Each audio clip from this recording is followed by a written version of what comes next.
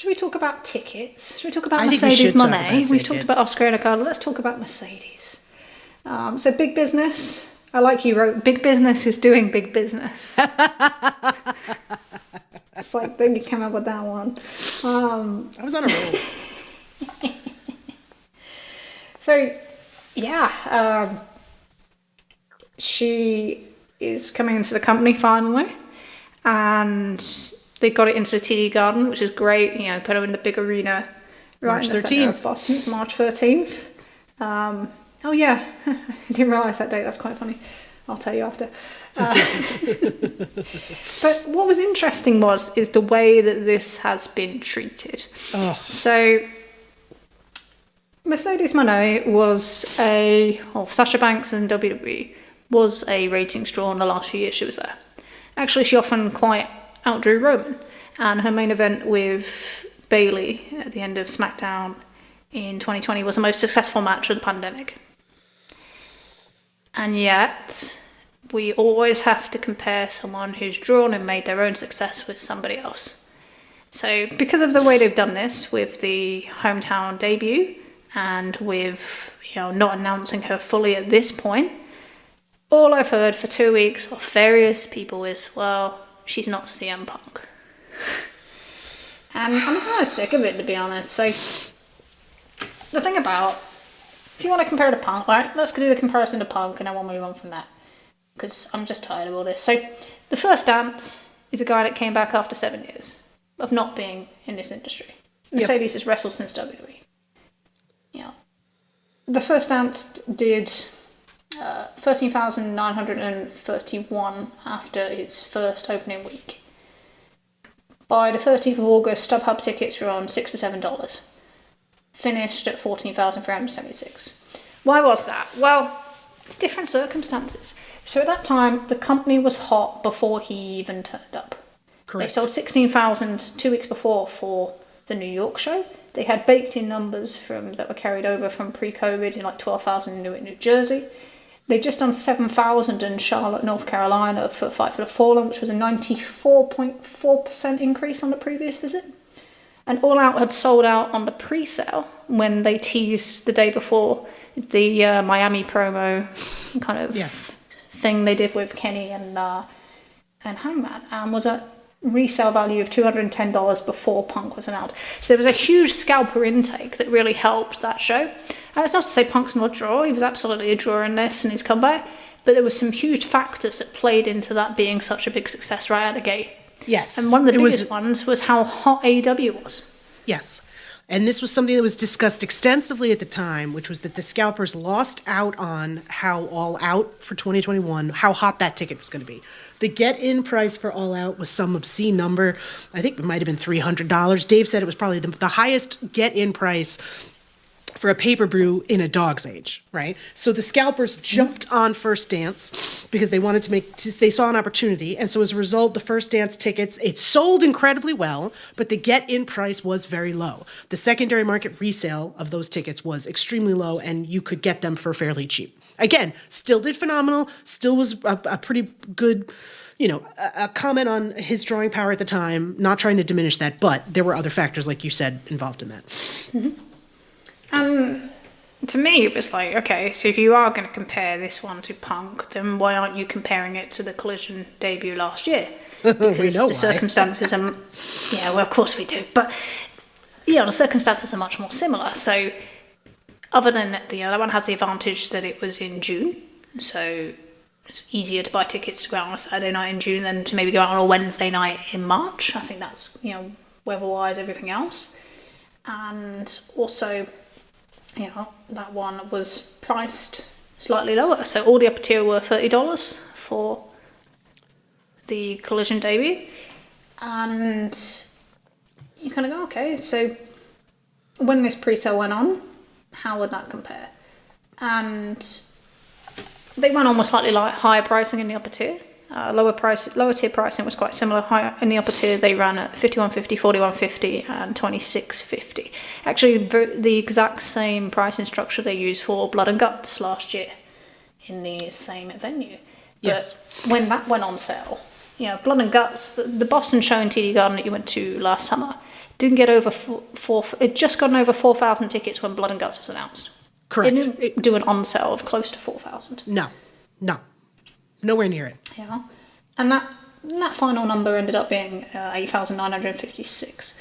World's End, when that went on sale, that did just over 4,000. Ended up at 10,000. Full Gear did 4,100 last year in the pre-sale, crossed 12,000 when the final count was made.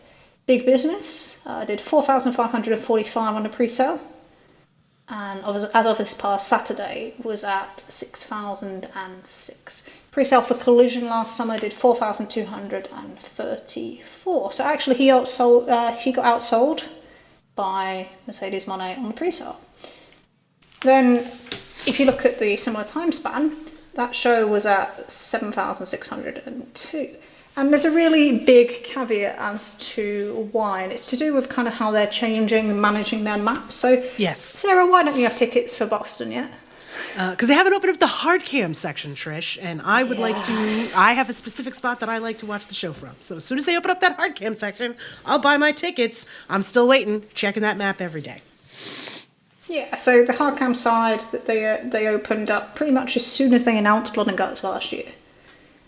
Is not opened, and that was open on the first day of general sale for Full Gear, for World's End, and for that Collision show last year.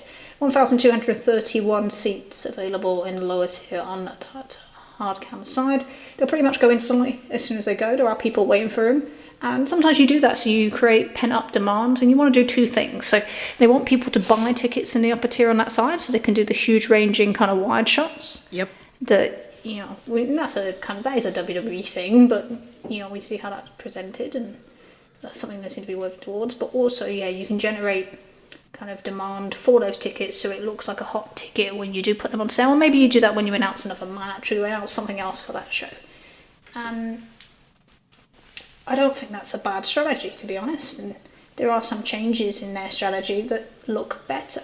But looking at this and looking at kind of the way Tickets Pathway is, this show could easily do 9,500, 10,000.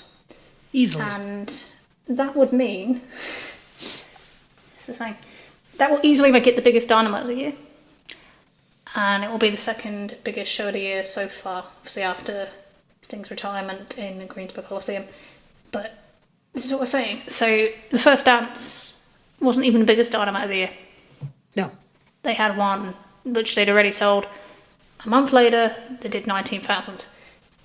And this year, they're not in that same thing.